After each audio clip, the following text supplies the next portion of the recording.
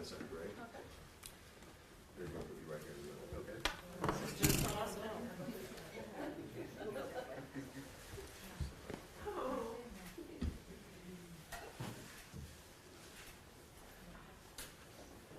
Judge, you let us know when we're ready to roll.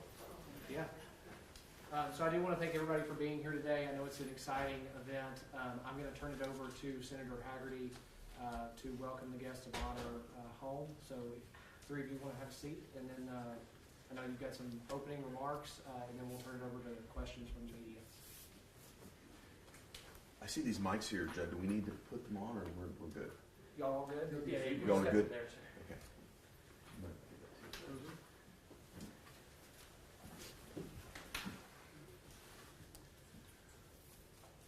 Well, I'd like to just open this up by welcoming Greg Kelly back home to Tennessee.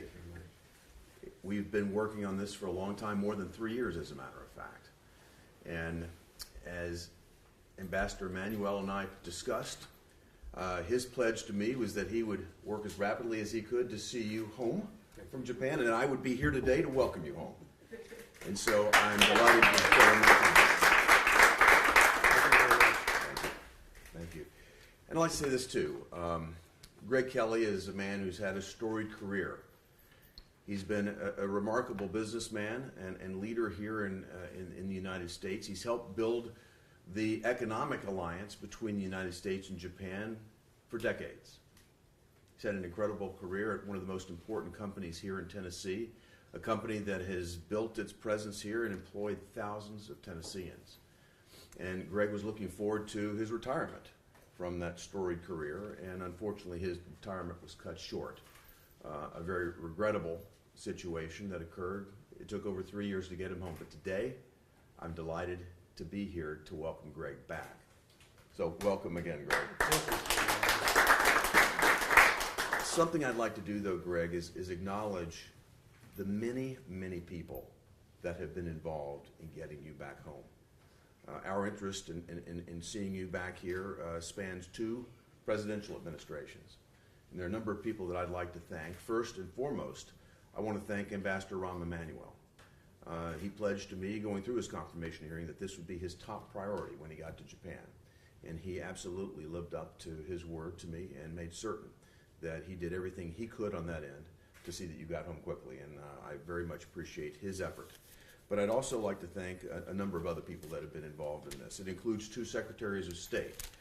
Current Secretary of State Tony Blinken and our former Secretary of State Mike Pompeo. Our senators. Senator Marsha Blackburn, the senior senator from Tennessee, she's had a great deal of interest and engagement and involvement in your case. Greg, we talk about you often, and Senator Blackburn extends her very best regards to you, and I'm certain the 2 of you will have an opportunity to meet one-on-one later. Former Senator Lamar Alexander was very involved in your case as well. Roger Wicker from Mississippi has been involved from the very beginning in this also. I'd like to extend my thanks to Senator Ben Cardin, Senator Chris Van Hollen, Senator Marco Rubio, and our local congressman here, Mark Green. As I mentioned, 2 secretaries of state, Tony Blinken, Mike Pompeo, Deputy Secretary of State Wendy Sherman, the current Deputy Secretary of State, the former Deputy Secretary of State Steve Biegun was involved, the former State Department Counselor Ulrich Brechtiel, deeply involved in this, former National Security Advisors Robert O'Brien and his Deputy National Security Advisor Matt Pottinger were involved. The National Security Coordinator for the Indo-Pacific, Kurt Campbell, has been very involved in your case, Greg. The Assistant Secretary of State for East Asian and Pacific Affairs, Ambassador Dan Crittenbrink. I think I must have spoken with Dan almost daily since he took his position. My former senior counsel at the U.S. Embassy in Tokyo, Joseph Schmelzeis, has been deeply involved in your case from the very beginning. And my National Security Advisor, who's here with us today, Bobby Zarate, has been extremely involved. I want to thank them, and I want to thank the entire staff at the U.S. Embassy in Japan and my senatorial staff here in the United States for all of their effort. And I'd also like to thank some people that have given invaluable advice and counsel as we thought through how to best get you home. Former ambassadors to Japan, Caroline Kennedy, John Roos, Tom Schieffer, as well as Mississippi Governor Haley Barbour, former U.S. Ambassador Tim Bross, some friends in Tokyo, Mitch Murata, Bob Whiting, and Reverend William Bulson. Yes. Many more people have been involved in this, but I just wanted to call out those names in particular because they've had such an important role, such a deep role in seeing you back here at home, and I'm just glad to join them in welcoming you here. Thank you. Any questions, sir? Yeah, are we able to? Would you like to make a Yeah, statement, Greg? if I before we- could just make a brief statement. It's been a long time since I've been here. My wife Dee and I greatly appreciate the steadfast and strong support we received from Senator Hagerty throughout this whole ordeal, from ambassador to candidate for Senate to senator. Words can't really adequately describe how grateful we are for everything he has done for us in terms of the efforts to try to get us back home. The support that Senator Hagerty, Bobby Zarate, Joe Schmelzis, and many others provided us gave really Dee and I some hope, a little bit of a spark, as we faced a prosecution 7,000 miles away from home in a hostage justice system for something that wasn't even a crime. And just to have that kind of support is very, very helpful. Now, I'd like to thank all the other U.S. government officials, and I want to mention just a few by name that include Senator Blackburn and Senator Wicker, who work closely with Senator Hagerty in terms of engagement with Japan government officials and U.S. government officials. And also, I really appreciate the fact that Ambassador Rahm Emanuel, whose support was enlisted by Senator Hagerty, the last month that he's been ambassador, he's worked closely with Senator Hagerty and had many discussions with many key government officials in Japan. You know, you talk about support, but what are the specifics? It was cold in jail in November of 2018, and I was in shock. What's the ambassador then do? He sends me a bunch of warm clothes.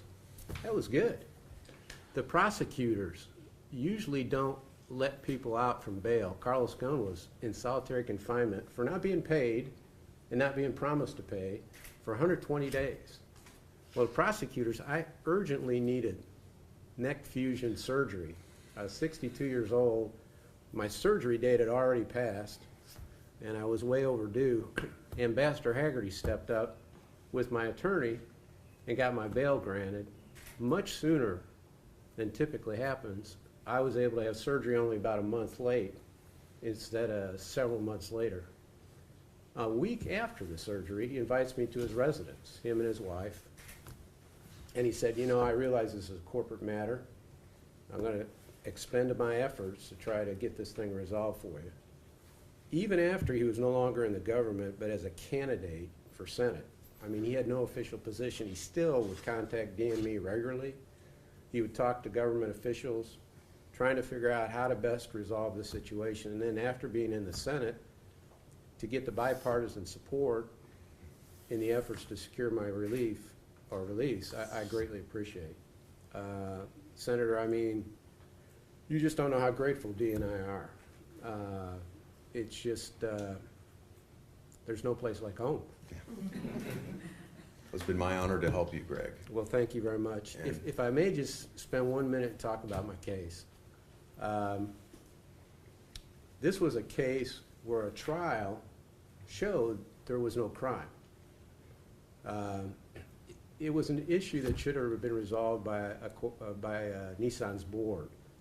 And my prosecution was the direct result of a coup engineered by a few senior Japanese executives to oust Carlos Ghosn because they didn't want Renault, a French car company, to merge with Nissan.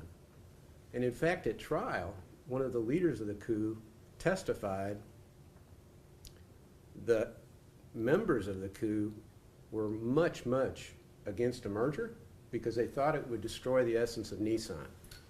And as a result, they worked on different ways to try to prevent this merger. And in March and April of 2018, they in fact created written scenarios to keep Carlos Ghosn if Ghosn would oppose a merger, but to get rid of Carlos Ghosn if he agreed to a merger. And that's in writing. And in fact, while that was going on, Kawaguchi, one of the leaders of the coup, actually went to a very powerful agency that Senator Hagerty knows. It's called METI. And he said, what can I do to prevent a merger? And they said, go to the prosecutor.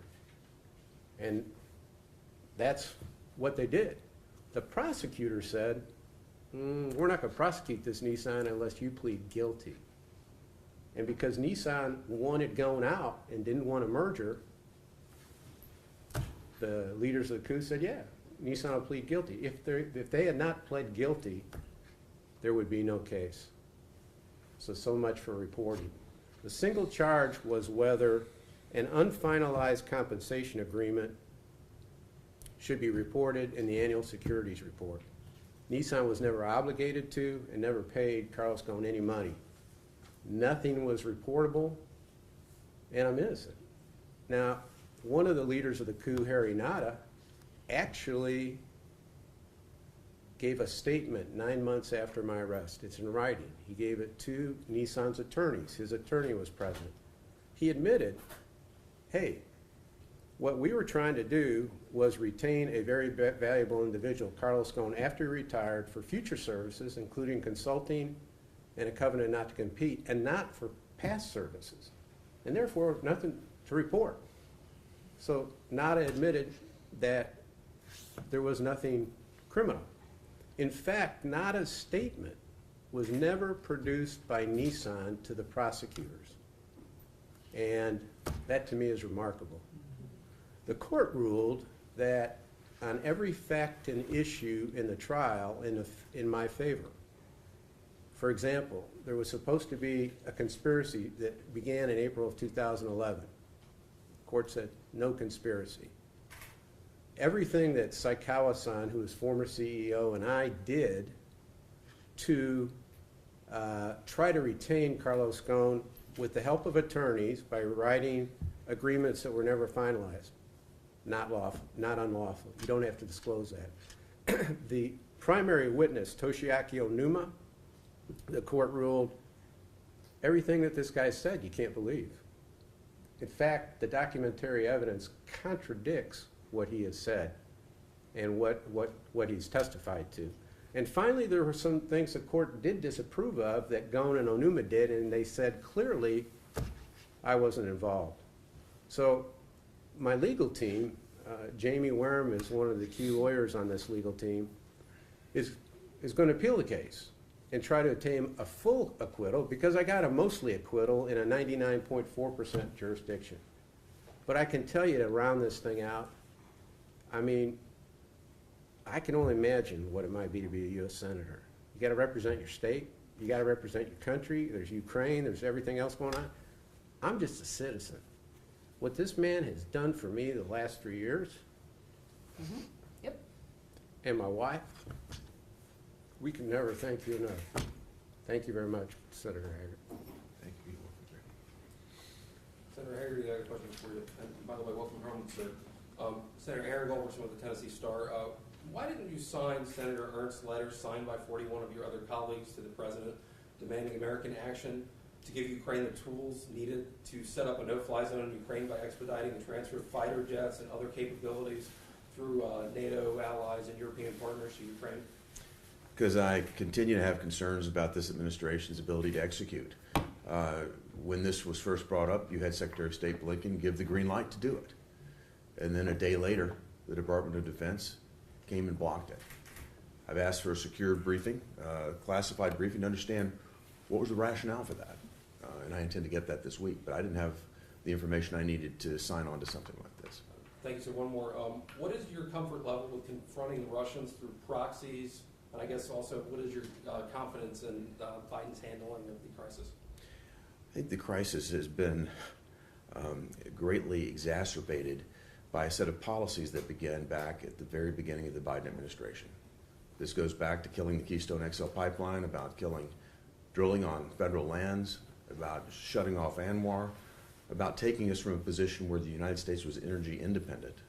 We were actually in a position to export energy to our allies, and putting us in a position of dependence. Handing Vladimir Putin a massive windfall, because the immediate result of what the Biden administration did with their war on oil and gas here in America was raise prices not only here for us in America, but raise prices all over the globe. Russia, top producer of energy, has had a massive windfall as a result of that. That windfall is essentially funding this war machine that Putin is deploying on Ukraine right now. So the Biden administration finds itself on both sides of this, both funding Russia and the war machine that they've created, and trying to help Ukraine as well. It's a very awkward situation that they place themselves in. I want America to succeed at all costs, but I want to make certain that everything that I press for and push for is based on well understood and well substantiated evidence, and that's what I'm working toward right now. I have a question for Mr. Kelly. So you talked a little bit about your case, you talked a little bit about your time in Japan, but describe how you were feeling as you stepped off the plane today, and then also seeing your family and your friends. What was that moment like for you? I mean, it's like Dorothy in The Wizard of Oz. I mean, there's no place like home. The thing, though, that Senator Hagerty mentioned, I met some wonderful people in Japan who did everything they could to support me and became friends. I have 3 Japanese attorneys, and as Senator Hagerty knows, they're a strong ally in Japan, but it's a different culture. And these were darn fine attorneys, but trying to speak and understand each other and the differences in culture was fascinating. A gentleman named Joe Schmelzeyes, who Senator Hagerty knows well, I mean, that guy hung the moon. He's a friend. He did everything he could working with Senator Hagerty to get me home. It was remarkable there, but I was so glad to be here. I met my 2-year-old grandson a week ago.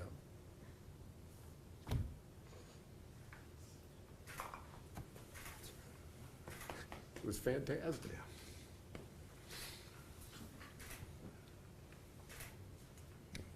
Mr. Kelly, I want to talk to you about what the last 3 years have felt like being, I wanted to talk to you about what the last 3 years felt like being in a country with a more than 99% conviction case, or rate with cases that are being prosecuted. What did that feel like? Can you describe that to me? Well, the thing that's so interesting is the facts are clear. This was not a crime. The issue is, do you report compensation? Carlos Ghosn was never paid anything, and there's no document that says he's owed anything. So if he had died instead of being arrested, his estate couldn't have said, pay me the money.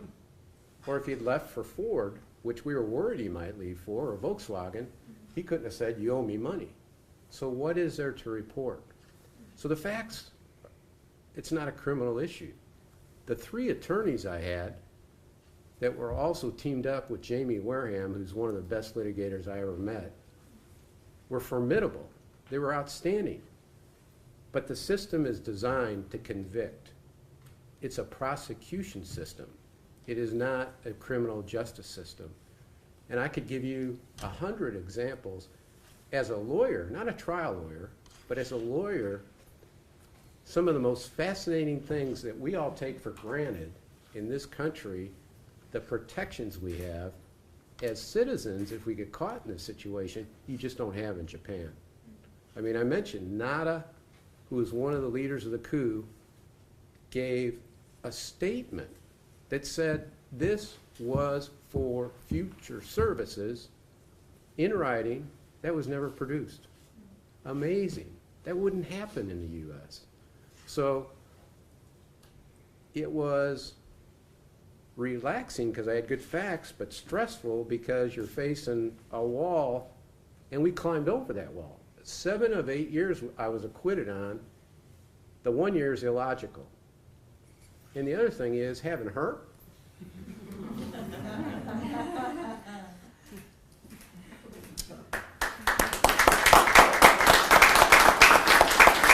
she was in trial for 74 days. taking notes, probably because the trials in Japanese, they don't keep an English transcript, they shouldn't. The transcript is hers. So she wrote probably thousands of pages of transcript. And I mean, sharing a bottle of wine with her, she's strong, intelligent, she doesn't give up.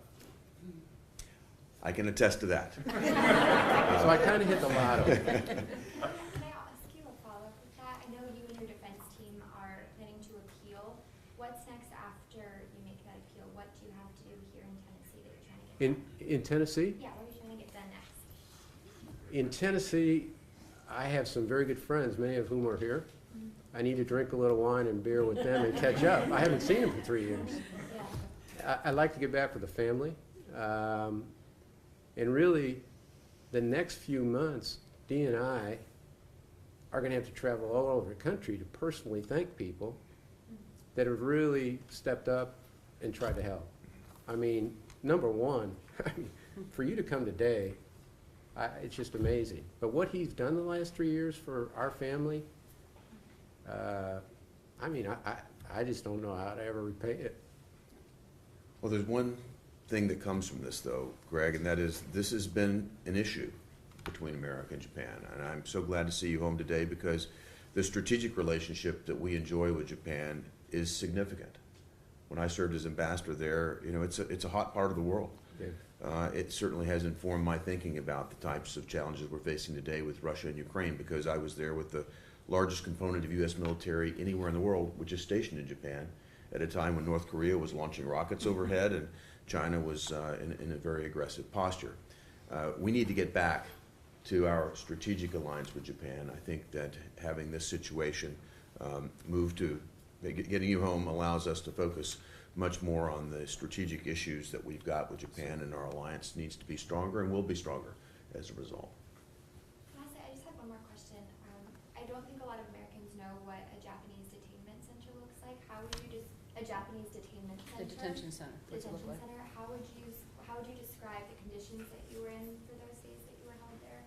Well, I was in solitary confinement. Right.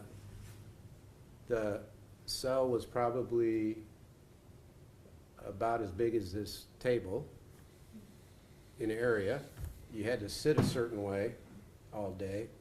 There was no heat. Lights were on 24 hours a day. And you don't get much human contact unless you're being interrogated by the prosecutors. And what did you think about during that time? I was in shock and awe, to be honest with you. It was, as Senator Hagerty has said so many times, this is a corporate matter. So to be in that kind of situation was pretty much shocking to me. You know, you had to try to collect your wits and just deal with what you had to deal with. Thank you. I appreciate it. Anybody else? All good? I have one question. Can you talk some about, I mean, what is it like to leave Japan in this manner? I mean, obviously, being somewhere in another country it's a whole new experience. I mean, what was it like to leave in this manner and just have this entire situation be how you left? You mean how I came back this week and how I left? Yeah, I guess I just mean in terms of your experience. I mean, when you have an experience in another country and you're living there, that's one thing. Yours was obviously a much more stressful and complicated situation. I mean, how does that? I might interject for just a second because we talked about it, but it was a regrettable situation, circumstance that kept him there beyond the time that he wanted to be there. But his departure was right alongside the U.S. ambassador to Japan, who saw him off. And The support from the senator and the ambassador through the senator, I mean, it's been remarkable. But realize we won the case. The judge ruled in our favor on everything except for one minor issue in a 99.4% jurisdiction, and we'll appeal that. But I was escorted to the airport by an ambassador to the United States, which is pretty humbling, and I was welcomed to the airport by a senator, which is pretty humbling, and I greatly appreciate I think that says a lot. their attention. I think that says a lot. Welcome home. Thank you. Thanks, everybody. Senator, thank you very much.